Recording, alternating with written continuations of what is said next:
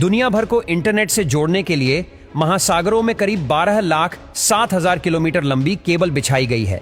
अभी समुद्र के नीचे करीब 426 सबमरीन केबल्स है, जिनकी कुल लंबाई लगभग 13 लाख किलोमीटर है। गूगल, माइक्रोसॉफ्ट और फेसबुक जैसी बड़ी इंटरनेट कंपनियां इन्हें बिछाती हैं।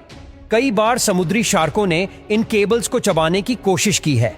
इसके बाद केबल्स के ऊपर शार्क प्रूफ वायर रैपर लगाना शुरू किया गया। ये केबल लंबे तारों की तरह होते हैं जो दुनिया भर के विभिन्न देशों को इंटरनेट से जोड़ते हैं। 99% दुनिया में कम्युनिकेशन और डेटा ट्रांसफर समुद्र के नीचे बिछी कम्युनिकेशन केबल्स के जरिए ही होता है। इन केबल्स को सबमरीन कम्युनिकेशन केबल कहते हैं। लेकिन क्या आप जानते हैं इंटरनेट केबल का ये जाल कैसे काम करता है और यह केबल आधुनिक जीवन के लिए कैसे और कितनी महत्वपूर्ण है? मारिया नाम की इस केबल का वजन 24 नीले व्हेल के समान है। वैसे आपको बता दें कि इनमें से एक केबल को बिछाने में करीब 3 से 400 करोड़ डॉलर का खर्च आता है। यह केबल किसी अन्य मोटे केबल की तुलना में पतले होते हैं। यह केबल सुरक्षात्मक जेली, प्लास्टिक शीट और तांबे के तारों की परतों में लिपटे होते हैं। लेकिन अपने पतले आकार के साथ भी ये केबल अविश्वसनीय रूप से 100 गीगाबाइट प्रति सेकंड डेटा भेज सकते हैं और आने वाले नए केबल तो 400 गीगाबाइट प्रति सेकंड डेटा भेजने में सक्षम है।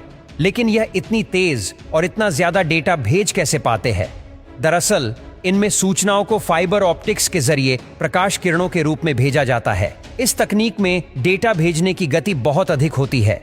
इन केबल को बिछाना एक जटिल प्रक्रिया है, जिसमें योजना बनाने से लेकर केबल बिछाने तक 1 वर्ष तक का समय लग सकता है।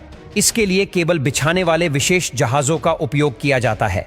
इसमें केबल्स को विशाल बेलनाकार ड्रमों पर लपेटा गया होता है। इस विशेष जहाजों की मदद से लगभग 10 किलोमीटर प्रति घंटे की गति से केबल बिछाए जाते हैं। ये जहाज सुरक्षित रास्तों से होकर गुजरते हैं और ऐसे स्थानों से बचते हुए चलते हैं जहां ज्वालामुखी या भूकंप इत्यादि का खतरा बना रहता है। किंतु फिर भी दुर्घटनाएं तो हो ही सकती हैं और होती भी है। जैसे कि एक बार अमेरिका ने तूफान सैंडी ने कई प्रमुख केबलों को क्षति पहुंचाई थी, जिससे नेटवर्क घंटों के लिए बंद हो गया था। और साथ ही 2014 में एक वीडियो क्लिप सामने आई थी जिसमें एक शार्क गूगल की सबसी केबल को अपने दांतों से काट रही थी। लेकिन आपको जानकर आश्चर्य होगा कि इन केबल्स को सबसे ज्यादा खतरा इस तरह की दुर्घटनाओं से नहीं होता, बल्कि इन्हें अधिक खतरा होता है मानवीय लापरवाही से, जैसे ट्रोलर नेट या जहाजों के लंगर से। इसके अलावा अमेरिकी सरकार ने विश्व को इन केबल्स के लिए एक और खतरे के बारे में चेताया है। उसका कहना है कि रूस या चीन इन केबल्स से छेड़छाड़ करके संवेदनशील नेटवर्क तक पहुंच सकते हैं। दरअसल इन केबल्स की लागत और रखरखाव बहुत अधिक महंगा होने के कारण इसे विभिन्न देशों की सरकारें या अर्ध सरकारी संस्थान संभालते हैं। यदि बात करें इंटरनेट अंडरसी केबल्स का मालिकाना हक रखने वाली सबसे बड़ी कंपनी कौन सी है, तो वह है अमेरिका की AT&T। कुल 2,30,000 किलोमीटर लंबी अंडरसी केबल का स्वामित्व इसके पास है। इन केबल्स की दूसरी बड़ी मालिक है चाइना टेलीकॉम।